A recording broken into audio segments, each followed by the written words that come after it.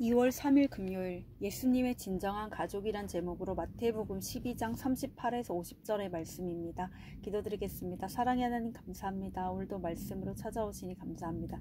이 말씀 묵상의 시간을 통하여서 하나님의 말씀이 들리길 원하고 복음이 들리길 원합니다. 말씀대로 믿고 살고 누린 인생이 되게 하시며 이 시간에도 함께하여 주시옵소서. 감사드리옵고 예수님의 거룩하신 이름으로 기도드립니다.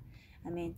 본문의 말씀입니다. 그때 서기관과 바리새인 중 몇 사람이 말하되 선생님이여 우리에게 표적 보여주시기를 원하나이다.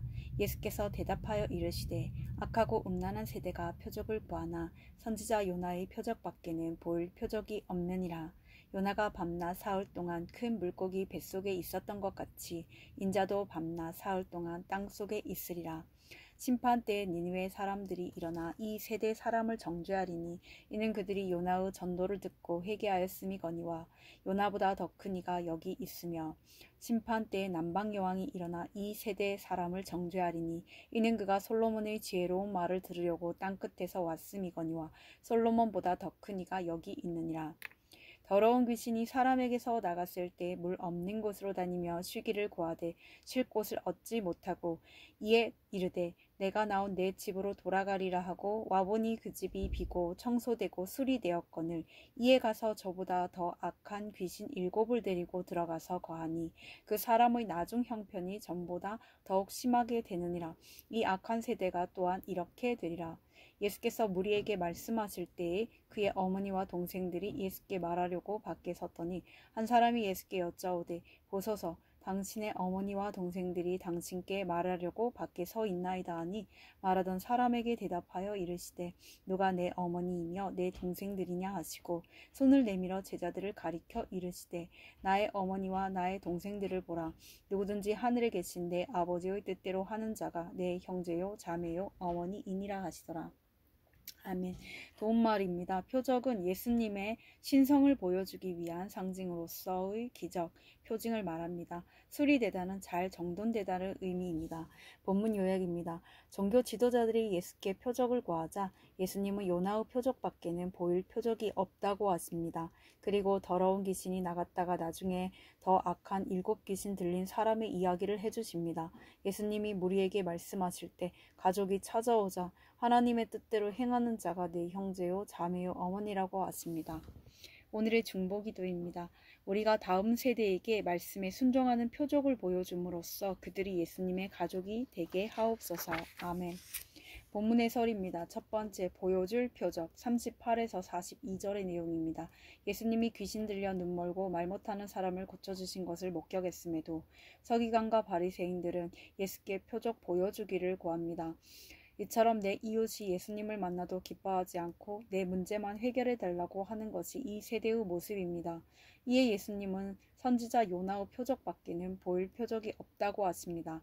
요나의 사건과 솔로몬의 지혜로운 말보다 더 큰 것이 십자가를 지며 죽어지는 것입니다. 끝없는 희생과 용서로 십자가 지는 삶을 보여주는 것이 내가 보일 표적입니다. 적용 질문입니다. 주께서 이미 구원의 역사를 많이 보이셨음에도 주께 보여주시기를 구하는 표적은 무엇입니까? 가족과 이웃을 위해 내가 보여줘야 할 십자가의 표적은 무엇입니까? 두 번째, 채워야 할 집 43에서 45절의 내용입니다. 사람에게서 나간 더러운 귀신은 물 없는 곳으로 다니며 쉴 곳을 찾지 못해 나왔던 곳으로 다시 돌아갑니다. 예수님을 만나 더러운 행실에서 벗어나도 영혼의 집이 말씀으로 채워지지 않으면 떠났던 귀신이 자기보다 더 악한 귀신 7을 데리고 들어옵니다. 하나님의 사랑으로 죄 사함을 받고 구원의 기쁨을 누렸다며 말씀으로 양육을 받으며 내 영혼의 집을 채워야 합니다. 성공과 기복의 가치관이 구원과 거룩의 가치관으로 바뀌어 주를 위해 헌신해야 합니다. 적용 질문입니다. 예수님을 만나 더러운 행실이 끊어졌다고 그 상태에 만족하고만 있지는 않습니까? 나의 비어 있는 마음을 말씀으로 채우고자 어떤 적용을 하겠습니까? 세 번째, 아버지의 뜻대로 하는 자 46에서 50절의 내용입니다. 예수께서 무리에게 말씀을 가르치실 때 예수님의 어머니와 동생들이 밖에 서서 예수님을 부르려고 합니다. 나의 부모와 형제라도 함께 예수님의 말씀을 듣지 않는다면 구원의 일을 방해할 수 있습니다. 예수님은 제자들을 가리켜 이들이 나의 어머니와 동생들이라고 하시며 예수님의 진정한 가족은 하나님 아버지의 뜻대로 하는 자라고 하십니다. 아버지의 뜻대로 예수님을 믿고 말씀에 거하면 예수님의 가족이 됩니다. 그러므로 나의 육적 가족을 예수님의 가족으로 초청하는 것이 가장 큰 효도이며 우애입니다. 적용 질문입니다. 내 식구들은 나와 함께 예수님을 믿고 말씀을 듣습니까? 주님을 믿어 생기게 된 예수님의 가족이 있습니까? 내 육적 가족을 어떻게 예수님의 가족으로 초청하겠습니까? 오늘 기도하기는 악하고 음란한 세대에서 십자가 지는 삶을 표적으로 보여줌으로써 예수님의 가족이 되게 하옵소서. 더러운 귀신이 떠난 자리를 말씀으로 채워서 거룩한 가치관을 가지고 주께 헌신하게 하옵소서. 아버지의 뜻대로 예수님을 믿고 따름으로써 예수님의 진정한 가족을 얻게 하옵소서. 아멘. 묵상 간증입니다. 가족의 객관화란 제목으로 정진희님의 말씀 적용글입니다. 저희 부모님은 제가 어린 시절에 이혼하셨다가 저를 생각해 다시 합치셨습니다. 하지만 어릴 때 저는 어머니의 화풀이 대상이자 욕받이였습니다. 어머니께 무언가 꼬투리를 잡힌 날은 도망을 가곤 했는데 어머니는 그런 저를 잡아서 화가 풀리실 때까지 때리셨습니다. 초등학교 1학년 때는 차라리 고아원에 가고 싶어 가출하기도 했고 극단적인 선택을 하려고 마음먹기도 했습니다. 그렇게 어려서부터 삶이 고단했던 저는 유치원에 다닐 무렵 혼자 1시간이 넘는 거리에 있는 교회를 다니기 시작했습니다. 그러다 성인이 되어 죽을 것 같은 환경에서 벗어나고자 결혼으로 도피했습니다. 그런데 몇 달 전 친정 아버지께서 허리 디스크 수술을 하셨습니다.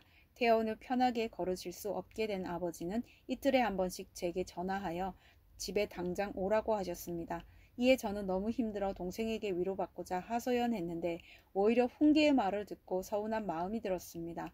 그러다 아버지가 휠체어에서 넘어지셔서 재수술을 받으셨고 저는 아버지의 계속된 병간호로 점점 더 지쳐갔습니다. 그러던 와중에 어머니는 동생을 통해 제가 그동안 동생에게 털어놓은 어머니에 대한 저의 솔직한 마음을 들으시고는 큰 상처를 받았다고 말씀하셨습니다. 저는 어린 시절부터 어머니의 그 어떤 화도 받아내며 힘겹게 버텨왔는데 도리어 제게 상처를 받으셨다는 어머니의 말에 말문이 막혔습니다. 예수님은 누구든지 하늘에 계신 내 아버지의 뜻대로 하는 자가 내 형제요 자매요 어머니이니라고 하십니다. 이 말씀을 보면서 제게 아직도 가족 우상이 있고 식구들을 구원의 관점에서 객관적으로 보지 못함을 깨닫고 회개하게 됩니다. 이제는 먼저 저의 빈 마음을 말씀으로 채우고 손을 내밀어 제자들을 가리켜 이르되 나의 어머니와 나의 동생들을 보라 하신 말씀처럼 저의 육적인 가족이 예수님의 가족이 되도록 섬기겠습니다. 이분에 적용하기는 부모님께 죄송하다는 말씀을 드리고 부모님과 동생의 구원을 위해 기도하겠습니다. 친정 아버지를 손과 발로 섬겨드림으로 십자가의 표적을 보이겠습니다. 입니다.